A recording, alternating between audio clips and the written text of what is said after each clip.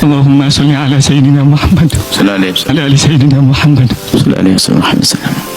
Mau bertanya, apabila ada seorang suami itu tidak sengaja berkata ke istrinya, saya talak kamu 1, 2, dan 3, Bu ya, itu jatuh talak atau tidak? Sebentar, Bu ya? Tidak sengaja itu gimana maksudnya?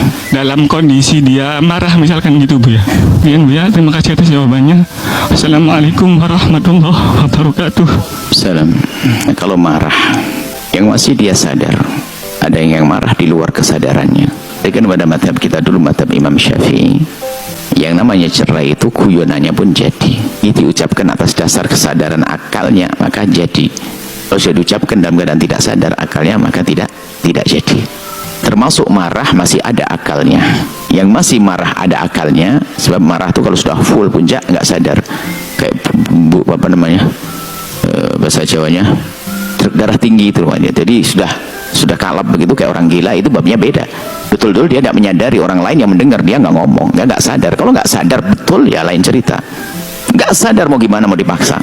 Sehingga memang di sana ada ulama yang mengatakan cerainya orang marah tidak jadi, tapi marahnya kayak apa? Sehingga kita nggak usahlah ke madhab itu, kita langsung dalam madhab kita Imam Syafi'i, bahwa jika ada orang mencerai dalam keadaan marah tetap jatuh cerainya selagi dia betul-betul masih menyadari apa yang dia ucapkannya, ya kan? 1, 2, 3 aja sama. Makanya kalau marah jangan main cerai, kalau marah jangan banting piring, sayang dong nanti piringnya beli lagi dong. Kalau marah jangan mukul, nanti nyesel. Jadi kita harus berpikir marah yang cerdas lah begitu.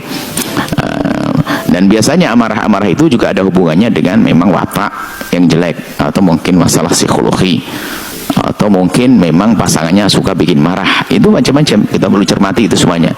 Jadi Buya tidak membahas masalah cerainya itu, cerainya jangan jatuh cerai udah 1, 2, 3. Cuman kenapa kok gampang banget andalannya menyelesaikan masalah dengan kalimat cerai. Yang laki-laki yang dikit-dikit mengucapkan kalimat cerai itu bukan laki-laki, betul, harus direndahkan itu. Sebab sudah termasuk ini hikmah rabbaniyah, cerai itu dipegang oleh kaum pria itu karena apa? Dia lebih tabah, lebih berpikir panjang, dan tidak diberikan kepada perempuan. Perempuan itu karena lembut hatinya, lembut, penuh kasih. Jika kalau dia ada beban sedikit, cerai saja, gampang itu. Makanya gampang minta cerai perempuan itu. Lah kok ada laki-laki kayak perempuan ini, bagaimana dia nggak boleh begitu? Laki-laki kayak perempuan dikit-dikit cerai. Ya perempuan dia begitu, memang ada lembut hatinya, lemahnya, dan bahasanya terbatas. Dia sebelum ngomong sudah didahului emosinya. Emosi cinta sama suaminya, saking cintanya kadang-kadang tinggalin saja, padahal dia nggak mau ditinggalin, diiyai, loh kok gitu. Itu. Jadi itu perempuan bahasanya begitu, bahasanya dikuasai oleh kasih cinta. Cuman kalau laki-laki cerdas, sederhana. Saya selalu ngomong, kalau ada perempuan, para suami, tiba-tiba kok istrimu ngomong cerai saja saya, itu kan bahasa yang terbatas. Ngomongnya cerai aku, artinya bang damai yuk, gitu tuh, selesai yuk, berubah yuk, begitu. Karena setelah itu nggak mau dicerai, nyesel ya.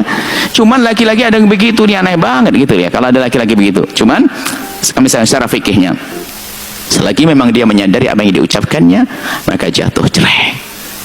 Dan menurut 4 madhab, cerai 3 pun dijatuhkan di satu waktu akan jatuh cerai, atau satu-satu selagi masih dalam masa iddah jatuh cerai.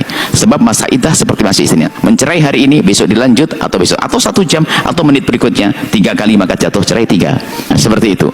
Lalu kemudian mungkin kalau lalu bagaimana solusinya? Sudah cerai 3, solusinya adalah biar istrimu yang kau dolimi itu misalnya, ya dia merasakan menikah dengan laki-laki yang bakal muliakan, punya anak banyak, dan kamu belajar cari perempuan yang lain lagi yang sekiranya Anda bisa sabar dengan dia, jangan dengan dia lagi, kan begitu, jangan dipaksain. Makanya cerai itu adanya 1 dulu, belajar, 2 dulu, belajar, baru ketiga bisa beneran. Dari awal langsung emosinya cerai, itu menunjukkan kalau dia tidak pandai merayu. Naklukkan istri aja pakai ngancam cerai. Nah, saya naklukkan istri pakai pukulan, naklukkan istri pakai ancaman. Cinta nggak bisa diambil dengan cerai, cinta tidak diambil dengan pukulan, cinta tidak diambil dengan ancaman, cinta dengan rayuan, cinta dengan kelembutan. Wahai bapak, wahai para suami, cinta adalah dengan keindahan dan kelembutan, bukan dengan cerai. Ini saja, Allah alam bisawab.